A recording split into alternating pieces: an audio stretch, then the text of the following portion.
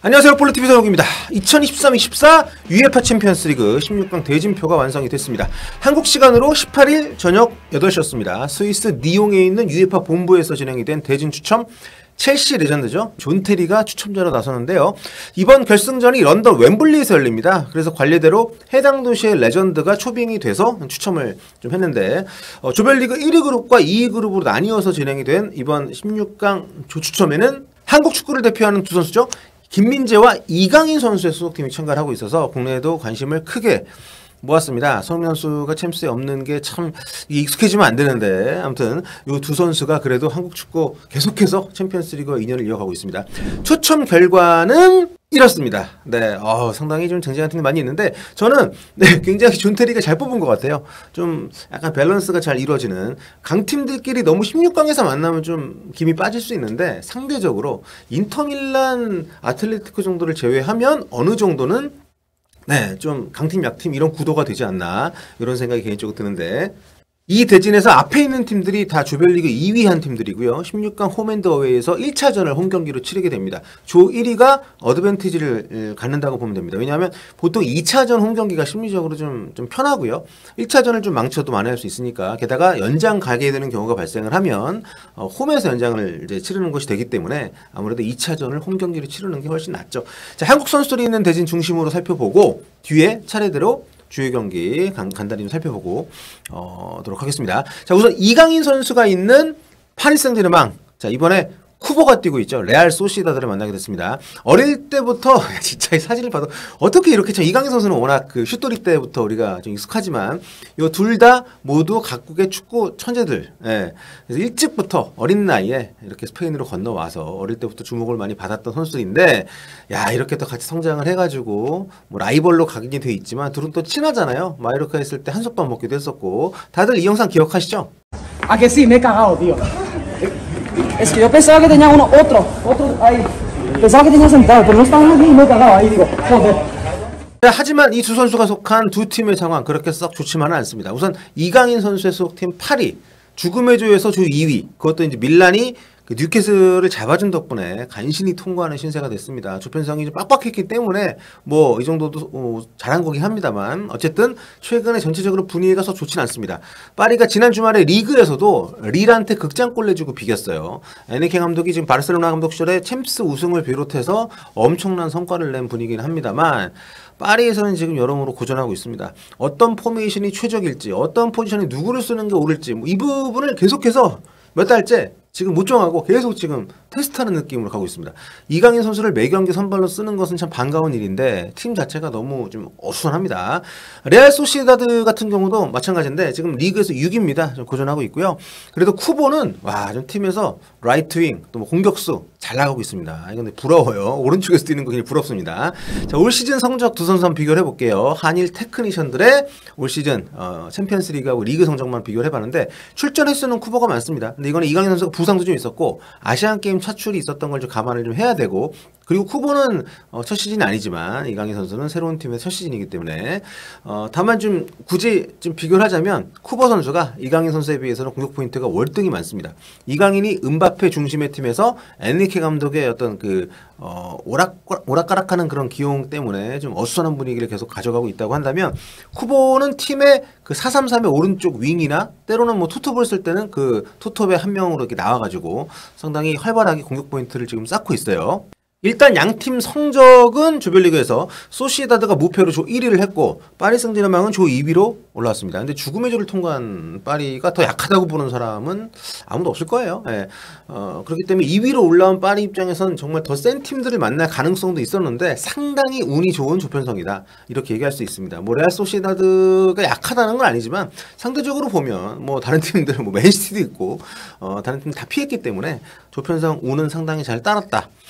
레알 소시다드는 이제 10년 만에 진출한 챔스에서 조별리그 그 1위 했는데 사실 조별리그 통과가 목표였다고 해요. 1차 목표가. 호성적으로 거둔 것은 분명한데 11명 스쿼드 전원을 이 바스크적 좀 유명하잖아요. 많은 분들 알고 계시죠. 11명 스쿼드 전원을 바스크 홍보로운 선수들로만 꾸리는 경기도 하고 있는 그런 좀 독특한 팀 컬러가 명확한 팀워크가 상당히 강점인 그런 팀입니다. 또 경기 시작부터 강력한 압박을 걸면서 초반에 약간 좀 상대를 조지는 약간 그런 축구를 하기 때문에 올 시즌도 기록을 보니까 전반 10분 안에 득점이 상당히 많습니다.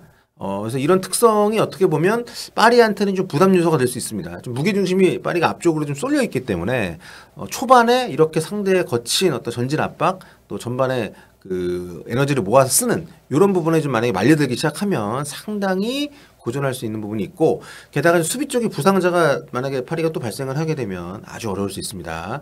그리고 이 팀의 레전드인 왕년의 그 사비 알론소 현재 레버쿠젠에서 정말 최고의 명장으로 거듭나고 있는 이분처럼 수비형 미드필드 자리에서 팀을 조율하고 있는 이 수비맨디라고 읽는 주비맨디 선수의 이 볼줄을 파리가 어떻게 제압을 하느냐에 따라서 저는 굉장히 이 경기의 승패에 갈릴 거라고 봅니다. 지금 이 6번이라고 우리가 부르는 수비형 미드필더 자리에서 좀 마땅치 않잖아요. 우가르테가 그렇게 잘해주고 있지 않기 때문에 이 부분에 대한 고민을 파리 입장에서는 좀 해야 되지 않을까. 이적 시장에 뭐 어떤 변화가 있을지 모르겠습니다만 아무튼 이 부분이 좀 포인트라고 생각합니다. 물론 어찌됐든 파리가 8강에 올라갈 가능성이 매우 높다는 것은 바뀌지 않고요. 그리고 요즘 트위터에서 이강인 선수가 트위터 엄청 열심히 한다고 어떤 분이 저한테 얘기해 주셔서 제가 봤는데 그게 오해입니다.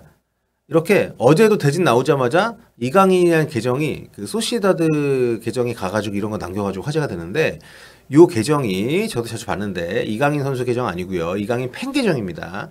요즘 그 일론 머스크가 트위터 인수해가지고 X로 바꿨잖아요. 저 파란 딱지도 이게 무슨 공인인증 마크 같은 게 아니라 돈 내면은 달 수 있는 걸로 바뀌었습니다. 수익화 시켜가지고. 그래서 이 과정에서 오해가 좀 있었던 것 같은데 저거 이강인 선수 아닙니다.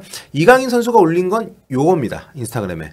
쿠보가 파리랑 붙는다고 일정 올리면서 대진 올리면서 이강인 선수를 태그를 했고요. 절친이니까. 이걸 이강인 선수가 이제 리그램 한 거. 뭔가 이거 보면 막 둘이 그 라이브로 대진 추천 보면서 톡이나 전화로 막 수다 떨었을 수도 있겠다는 생각이 드는데 아까 그 영상처럼. 자, 그리고 쿠보는 이번이 챔피언스리그 데뷔 시즌이에요. 강인 선수보다 더 설렐 수 있는 뭐 아까 그런 입장이 아닐까. 아무튼 이 2001년생 아시아 동갑내기 친구의 맞대결. 뭐 미니 한일전. 참 굉장히 기대가 됩니다. 자, 다음은 김민재 선수가 속한 바이에른 뮌헨입니다. 이탈리아 씹어 먹고 독일로 건너간 김민재 선수죠. 다시 이탈리아로 갑니다. 로마를 연고로 하는 팀이죠. 라치오하고 16강에서 만나게 되는데요. 라치오는 과거 나폴리, 첼시, 유벤투스 이끌었던 마우리치오 사리 감독이 이끄는 팀입니다. 담배로 유명하신. 지난 시즌에는 준우승하면서 선전을 했는데 올 시즌은 꽤 안 좋아요. 지금 세리아에서 성적이 굉장히 안 좋습니다. 지난 주말에도 홈에서 인터밀란하고 했는데 라우타로하고 튀랑한테 한 골씩 먹고 0대2로 졌습니다. 그래서 시즌 7패째 기록하면서 리그 순위가 무려 11위까지 떨어졌습니다. 자, 라치오는 김민재 선수하고도 인연이 있습니다. 사실 나폴리가 라치오한테 지난 시즌에 우승을 했지만 좀 구전했거든요. 작년에 나폴리가 당한 2패 가운데 하나가 라치오전이었어요. 그런데 첫 경기 승리할 때 김민재 선수가 골을 터뜨렸습니다. 이건 좀 어떻게 보면 좋은 인연이라고 할 수 있을 것 같은데 김민재 선수 입장에서 보면. 자, 바이에른 뮌헨은 2020-21 시즌에도 16강에서 라치오를 만난 적이 있습니다. 그때는 이제 시모네 인자기 감독이었고 아무튼 그때 1, 2차전 합산 6대2로 바이에른 뮌헨이 대승을 하면서 8강에 올라갔고요. 그리고 여기 이 대진도 한일전입니다. 프랑크푸르트 에이스였던 가마다 다이츠가 지금 여기 와 있습니다. 근데 좀 안 좋아요. 시즌 초에 계속 선발로 나오다가 최근에 주전 밀려가지고 들락날락하고 있습니다. 아무튼 뭐 사리볼이 늘 위협적이라고는 합니다만 바이에른 뮌헨이 지금 부상자가 많은데 부상자가 지금보다 늘어나는 일만 없다면 개인적으로 완성하지 않을까. 요 433이 올 시즌에 그렇게 위협적으로 작동하지 않고 있기 때문에 김민재, 우파메카노가 충분히 막아낼 거라고 보고요. 또 1월에 바이에른 뮌헨이 돈을 좀 많이 쓸 거기 때문에 자, 그러고 보니까 첼시 정감독들 대결이기도 하네요. 첼시는 이번 때 없는데 그 추첨도 존테리가 하고. 자, 그러면 나머지 6개 대진도 간단히 살펴보도록 하겠습니다. 먼저 포르투 대 아스날. 두 팀은 챔피언스 리그에서만 4번째로 만나게 됐습니다. 조별리그 말고는 딱 한 번 만났는데 그게 이제 16강이었고요. 2009, 2010 시즌이었습니다. 벌써 14년 전이고 이때 아스날은 그때도 1차전에 포르투 원정으로 갔는데 1대2로 졌고요. 그런데 2차전 홈에서 니클라스 벤트너 선수의 해트트릭을 앞세워서 5대0으로 승부를 뒤집었습니다. 참고로 아스날은 이번이 2017년 이후로 7시즌 만에 챔피언스리그 16강입니다. 그때까지 7시즌 연속 16강에서만 떨어졌던 징크스가 있는 팀이긴 했는데 그때는 그걸 너무 안타까워했는데 누가 알았겠습니까? 그 뒤로 이렇게 챔스 나오는 것 자체가 힘든 일이 될 줄. 그래도 그때까지는 21세기 들어서 한 번도 챔스 16강에 못 오른 적이 없는 팀이었는데 최근에는 리그 성적 부진 때문에 계속 뭐 유로파를 가거나 아니면 아예 유럽 대회 못 나간 적도 있고 포르투 같은 경우에 이제 무리뉴 감독 시절에 챔스 우승을 했던 그런 관록이 있는 팀인데 2004년이었죠. 올 시즌에 콘세이사 감독 체제에서 좀 약간 수비적인 축구하면서 승점 관리를 좀 하는 그런 모습을 보여주고 있습니다. 아스날 최근 기세를 감안하면은 네. 아스날 쪽으로 많이 좀 기우는 것 같고요. 조별리그에서는 바르셀로나한테만 2번을 졌고 나머지는 다 이기고 올라온 포르투 얘기를 합니다. 다음은 나폴리와 바르셀로나의 대결인데요. 이제 김민재 선수 이탈하고 지금 리그 우승 경쟁에서 조금 떨어져 있는 나폴리인데 조별리그에서도 대진운이 좀 좋았습니다. 레알 마드리드 상대로 선전하긴 했지만 2번 다 졌고 이제 오시멘 선수가 여전히 잘해주고 있긴 한데 이제 겨울에 네이션스컵도 있고 이적설도 있어서 변수가 좀 있긴 합니다. 나폴리 같은 경우에는 예년과 다르기는 바르셀로나도 마찬가지이긴 한데요. 좀 지로나가 라리가 돌풍 중 엄청나지 않습니까? 지로나 돌풍에 휘말리면서 최근에 패배를 당하기도 했고 올 시즌 리그에서 17경기 치렀는데 7경기나 못 이겼습니다. 챔스에서도 샤크타르한테 졌고 안트워프한테 한번 졌고요. 서로 좀 노려볼 만한 대진이 아닌가. 분위기 반전이 필요한 상황에서 다음에 이제 인터밀란하고 아틀레티코 마드리드 이 시합은 정말 앞서도 잠깐 언급드렸습니다만 가장 예측 불가한 대진입니다.